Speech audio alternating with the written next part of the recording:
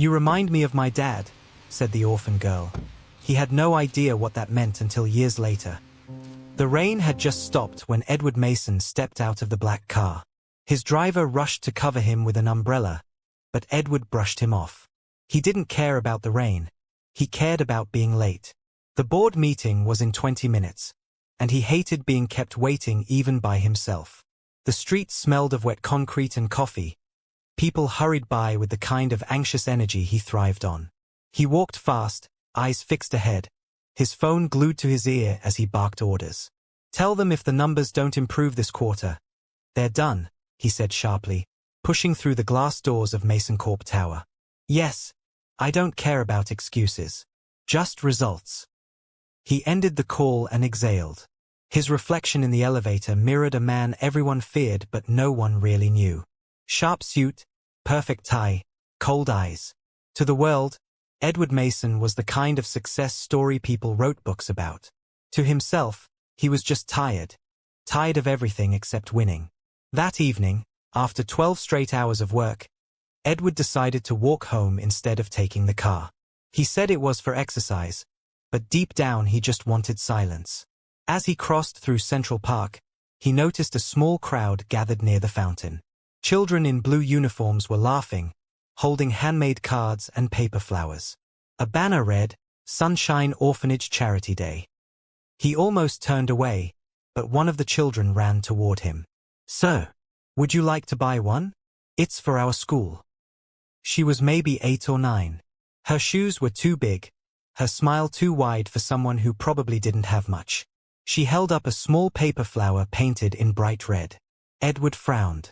"I don't have time for that, sweetheart. Ask someone else." The girl tilted her head.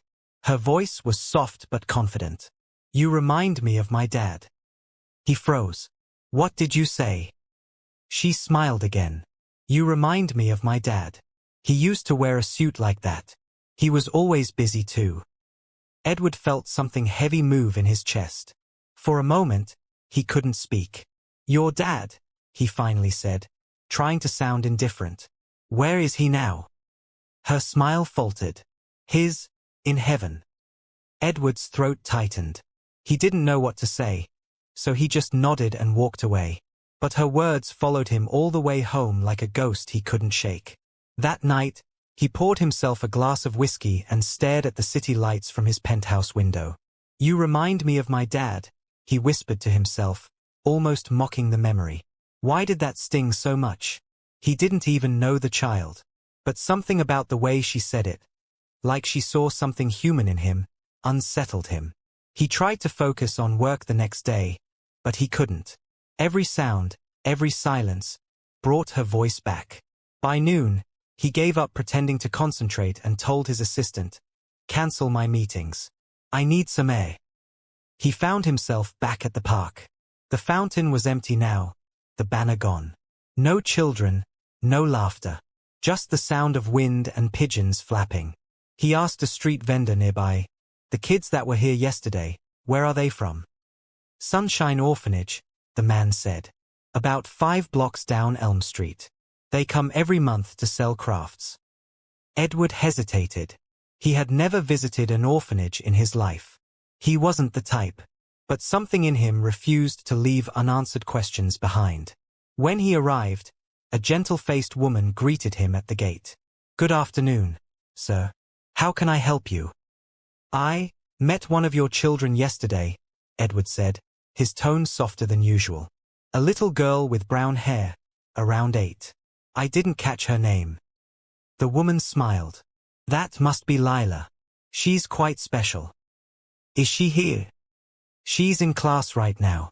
Would you like to wait?" Edward nodded and stepped into the modest courtyard. The walls were painted with drawings of stars and hearts. Kids ran around laughing. For some reason, the sound felt unfamiliar to him, like warmth he hadn't felt in years. After a few minutes, Lila appeared from the classroom, holding a notebook almost bigger than her. When she saw him, her eyes lit up. "You came back," she said, running to him. Edward almost smiled. "I was passing by. Thought I'd say hello." She giggled. You don't look like someone who passes by. That made him chuckle under his breath. Maybe not. She handed him a drawing. I made this yesterday, but you left too fast. It was a picture of a man in a suit holding a paper flower, drawn in bright colors. He recognized the watch on the man's wrist. It looked exactly like his. That's supposed to be me? He asked. Lila nodded proudly. You're nicer in the drawing. For the first time in years, Edward laughed. It came out awkwardly, rusty, but real. He spent the next hour talking to her. She told him about the orphanage, her friends, and how she wanted to be a teacher someday. Her favorite subject was art. She said she liked drawing people's faces because faces tell stories words can't. When Edward finally left, he felt something he hadn't felt in decades, peace. But he didn't understand why that night. He couldn't stop thinking about her. Her words. Her laugh. The way she said he reminded her of her dad. He opened an old photo album, one he hadn't touched in years. There was a picture of his ex-wife holding their son when he was little. He hadn't seen his boy, Ethan, in almost 5 years. They had fought one night. His son said he'd grown into a man without a heart. Maybe he was right. Edward closed the album and rubbed his eyes. He felt the same kind of ache he'd seen in Lila's eyes when she talked about her father. Maybe I should see her again, he muttered to himself. And he did. The next weekend, he visited the orphanage again. The caretaker welcomed him warmly. It's good to see you again, Mr. Mason. Edward Mason. Her eyes widened slightly. Mason Corp? As in? He nodded. Yes. The woman smiled politely, but there was a flicker of something else in her expression. Hesitation, maybe. That's very kind of you to visit. The children will be thrilled. Lila ran out again, waving. Mr. Edward. You came back. He smiled despite himself. You didn't think I would? Nope, she said cheerfully. Grown-ups never come back when they say they will. That line hit him deeper than he expected. He sat with her while she painted. She drew a big red house this time. Is that your home? He asked. She shook her head. No, that's what I imagine home feels like. Warm, with someone waiting for you. Edward didn't reply. He couldn't. The following week, Edward returned again. Then again after that. Each visit felt less like an obligation and more like a quiet escape from the noise of his world. Lila would run to him the moment she saw his car pull up. Sometimes she'd grab his hand and drag him to the art room. Other times, she'd insist he join the children for lunch. He started bringing little things, boxes of crayons, storybooks, chocolates. The other kids adored him, but it was Lila who always stayed by his side, talking endlessly. Do you have a daughter? She asked one afternoon while coloring. He hesitated. No, just a son. We haven't spoken in a long time. She looked up, curious. Why? Edward sighed, leaning back. Because I was too busy being right, and not kind. She nodded as if she understood more than her age should allow. Sometimes grown-ups forget that love isn't about being right. Her words disarmed him. He smiled sadly. You're a wise little girl. She shrugged. Sister Mary says I talk too much wisdom for my age. They both laughed. One evening, as Edward prepared to leave, Lila gave him another drawing. This time it was of 2 stick figures, one tall, one small, holding hands under a big yellow sun. She'd written on the corner, my friend Mr. Edward. He kept that drawing in his wallet. Days turned into weeks. Edward found excuses to reschedule meetings just to visit the orphanage. His assistant started to notice the change. He smiled more. He raised his voice less. Even his board members whispered that the boss was different lately. Then one afternoon, while chatting with the headmistress, Edward asked casually. Lila mentioned her father a few times. Do you know what happened to him? The woman's expression softened. Yes. Her father worked for a construction company years ago. They went bankrupt suddenly. He lost everything. He fell ill afterward, and when her mother passed in childbirth, he never recovered. He died when Lila was 3. Edward's heartbeat slowed. The company, what was it called? She frowned, thinking. Mason Construction. It was part of Mason Corp, wasn't it? He froze. The world seemed to tilt slightly. Mason Construction. That was one of his first divisions. He'd shut it down ruthlessly during the 2008 crisis to cut losses. Hundreds of workers had been laid off overnight. He remembered signing the papers without a second thought. The woman didn't notice his reaction. Lila never talks about it much. She just says her dad was kind and always believed good people would find their way home. Edward swallowed hard. Did anyone ever reach out to help them? She shook her head. No one. The company never offered severance. It was a hard time. He left the orphanage that day without saying goodbye to Lila. His chest burned. The drive home felt endless. That night, he sat alone in his office, staring at the old company files on his computer. There it was, layoff approval, Mason Construction, 2008. His signature stared back at him like a wound. He whispered to the empty room, "Her father was one of mine." For the first time in years, Edward wept. Quietly, painfully. Not just for the man he'd ruined, but for the man he himself had become. The next morning, he went back to the orphanage, nervous and unsure what to say.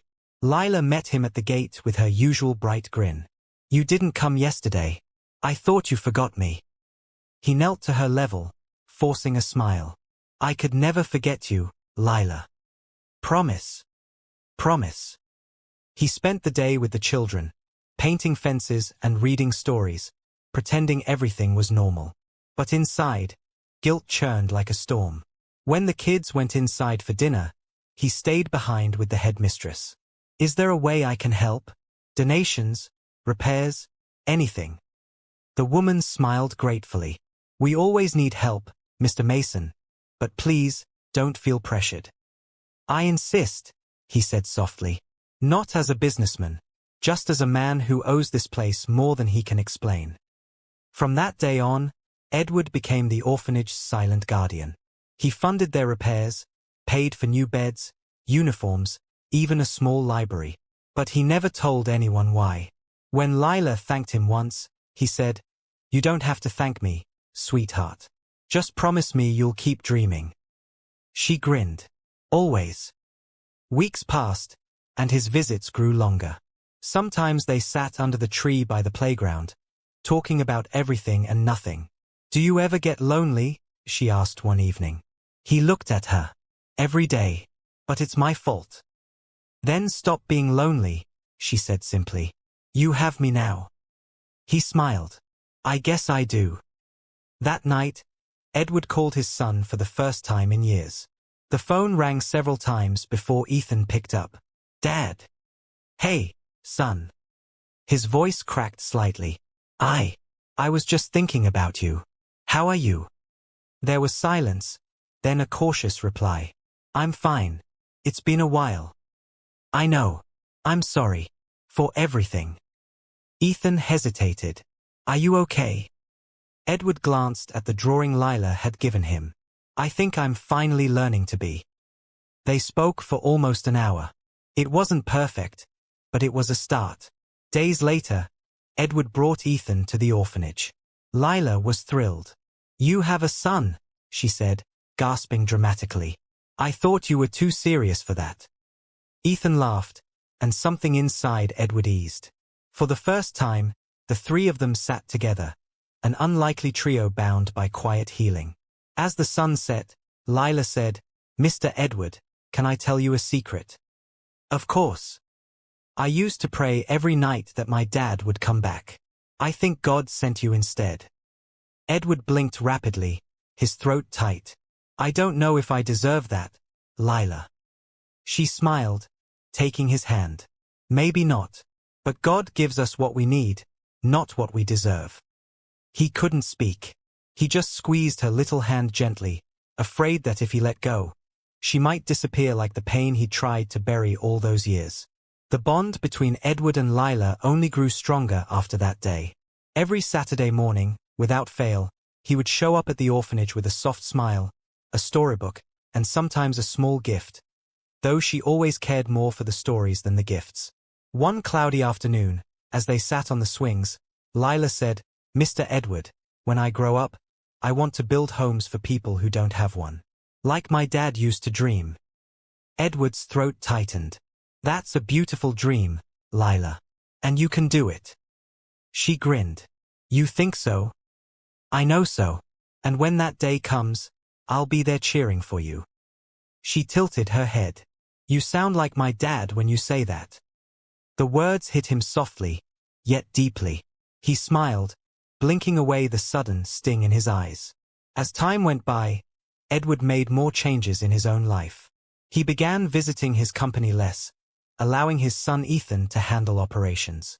He found himself drawn to volunteer projects, community rebuilding, and quiet moments that used to bore him.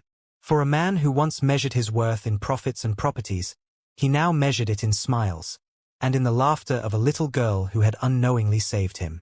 One evening, while Edward read a bedtime story to the kids at the orphanage, Lila fell asleep beside him.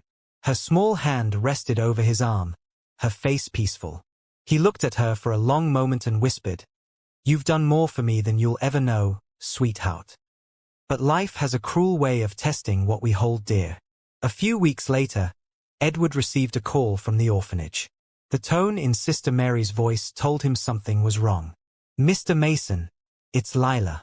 She's been admitted to the hospital. It's leukemia. Advanced stage." The phone nearly slipped from his hand. "What? No. She was fine last week." "I know. The doctors say it's been silent for a while.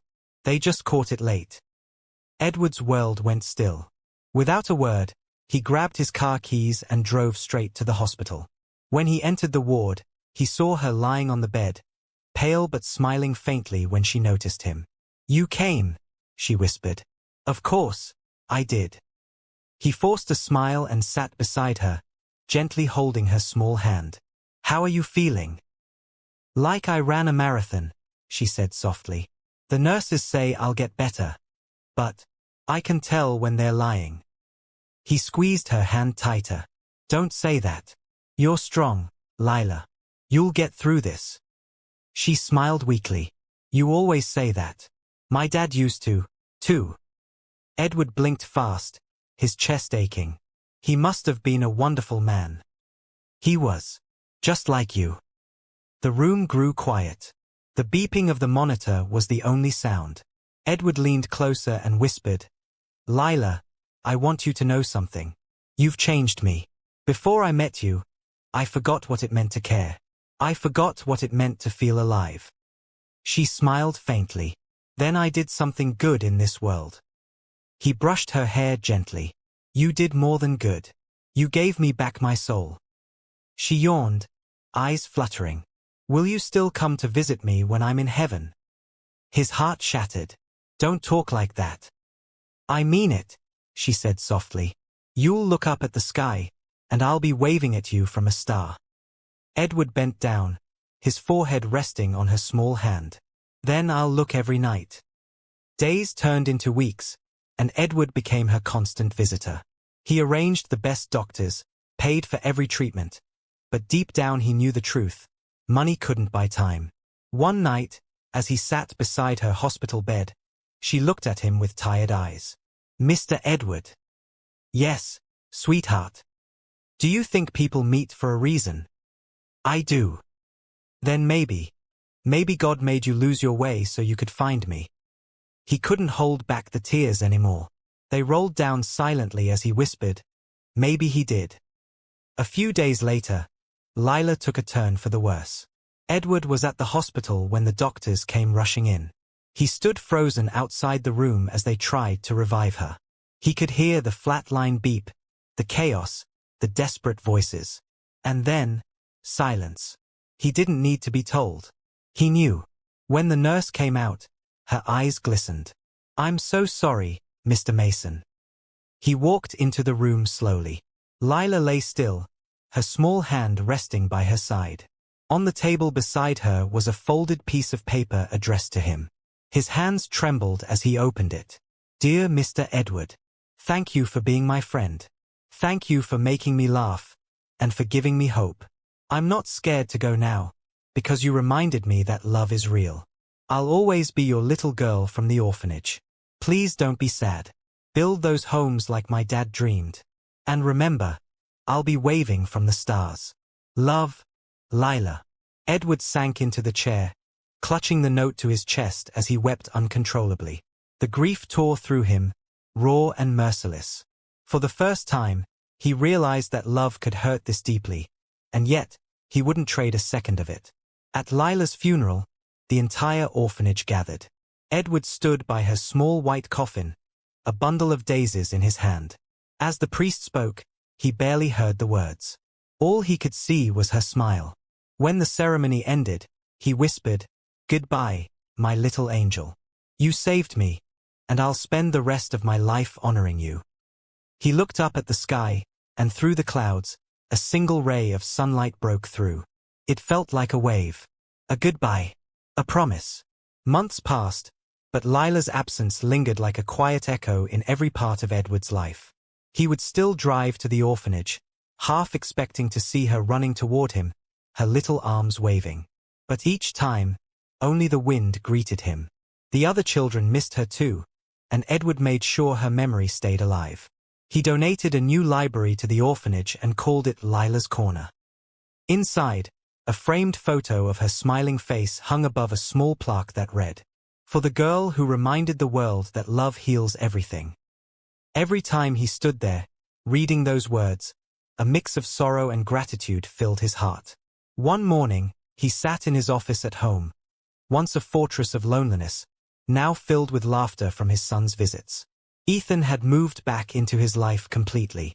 They'd grown closer since Lila's passing.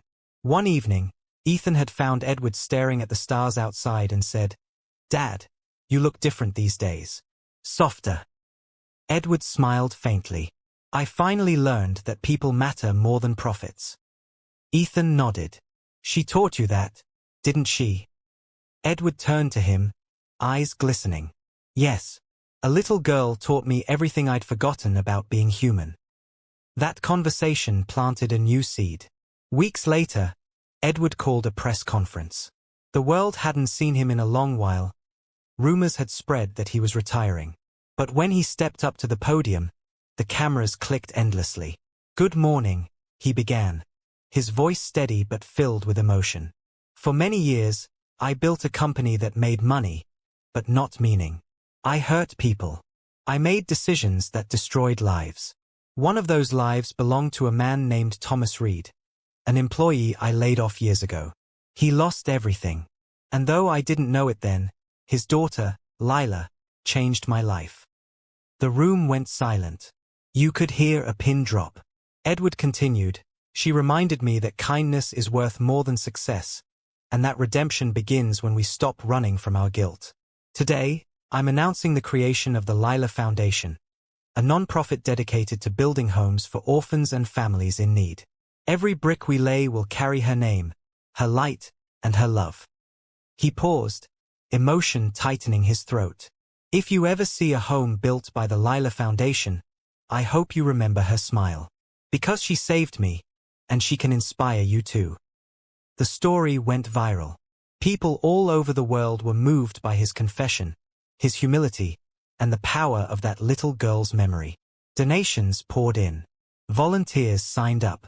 Within a year, the first Lila home was completed, painted in her favorite color, sky blue, with a mural of stars on one wall. Edward stood there on opening day, surrounded by children laughing, running, playing. He felt a deep peace he hadn't known since she'd passed. A small girl tugged on his sleeve. "Sir, did you know Lila?" He smiled gently. "Yes, she was my best friend." The little girl grinned. "Then I want to be your friend too." He laughed softly, kneeling down to her level. "I'd love that."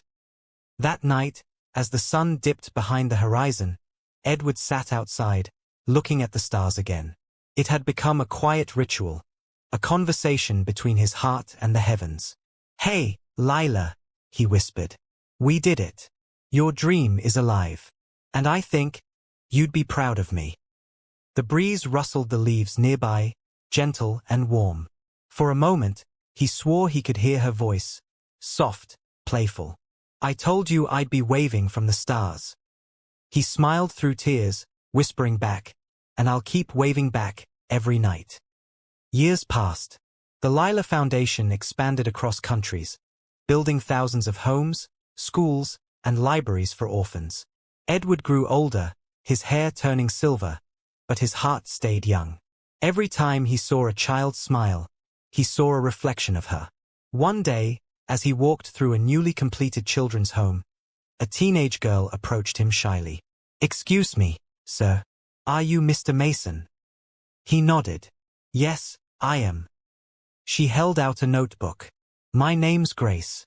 I grew up in one of your Lila homes. I just wanted to thank you. Because of you, I'm going to university next year. I'm studying architecture. I want to build homes, just like you." Edward smiled warmly. "No, Grace. Build them better." She laughed. "I'll try." When she walked away, he looked up again. "See that, Lila? You're still changing lives." He visited her grave that evening. It was a simple, white marble stone in a small garden behind the orphanage. On it was engraved, "Lila Reed, 2008 to 2020. Her love built homes in broken hearts." Edward sat there for a while, talking to her softly, just as he used to when she was alive. "I used to think success was everything. But you taught me that real success is making someone else's life better. You taught me to feel again. And I'm not afraid anymore." He closed his eyes, smiling faintly. "I'll be seeing you soon, my little angel. But until then, I'll keep building." A soft breeze swept through the trees, carrying the scent of jasmine. The wind brushed gently against his cheek, like a small hand, like a goodbye. When Edward Mason passed away a few years later, the world mourned him not as a tycoon, but as a man redeemed by love. His foundation continued to grow, run by his son and countless volunteers who believed in his message. At his memorial, Ethan read a letter his father had left behind. "To anyone who reads this, remember, no act of kindness is too small. Sometimes, one smile, one conversation, one child can change your entire life." Her name was Lila. She reminded me of everything good I had forgotten. If you ever lose your way, look up at the stars. One of them is smiling back at you. When Ethan finished reading, there wasn't a dry eye in the room. The crowd stood in silence, many looking toward the night sky outside the church's stained glass windows. And far above them, beyond the clouds and the city lights, a single star shimmered brighter than the rest, steady, warm, almost alive. It was as if the universe itself was keeping a promise. "I told you I'd be waving from the stars." If this story touched your heart, please don't forget to like this video, subscribe to our channel, and share this story with someone who believes in second chances. Every story here reminds us that kindness can heal the world, one soul at a time. Stay blessed, and remember, love never really leaves. #heartwarming stories, #touching stories, #redemption, #emotional stories, #soul-stirring stories.